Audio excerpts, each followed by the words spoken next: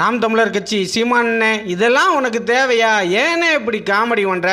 சீமானண்ணே திருச்செந்தூரில் கல் இறக்குற போராட்டத்தில் கலந்துக்கிட்டாரு. அது நல்ல போராட்டம் தான், அது கலந்துக்கிறேன்னா. ஆனால் பனைமரத்தில் நான் ஏறி கல் இறக்குவேன் அப்படின்னு சொன்னாப்புல நம்மளும் அதிசயமாக பார்த்தோம். ஆகா, சீமானண்ணே இப்போ அங்கங்கே பல இடத்துல வந்து பயிற்சி பெற்றவர், பனைமரத்தில் சருன்னு ஏறி வந்து கல்லை பூரா இறக்க போகிறாப்புல அப்படின்னு நினச்சிக்கிட்டு இருந்தா, சீமான் தம்பிக்கே படிக்கட்டை கட்டி வச்சுருக்காங்க பனைமரத்தில் குறுக்க கம்பை கட்டி ஏன் நீ எனக்கு ரெடி பண்ணிட்டாங்க. அதை பிடிச்சி மேலே ஏறுறாரு. சரி, மேலே ஏறப்போ மட்டை வந்து கொசன்னு இருக்குமே, பாலை வந்து கிழிச்சு விட்டுருமே அப்படிலாம் நினச்சா அதையும் பாலிஷ் பண்ணியிருக்காங்க சீமான் தம்பியை. அதை பாலிஷ் பண்ணி அண்ணனுக்கு வலிக்காத மாதிரி, எந்த டேமேஜ் ஆகாத மாதிரி வீட்டுக்குள்ளே வீடு கணக்காக வந்து பனைமரத்தில் ரெடி பண்ணிட்டாருங்க. அதில் அண்ணன் ஏறி ஏற்கனவே கட்டியிருந்த பாலை கல் எடுத்துகிட்டு இறங்கிட்டாப்புல.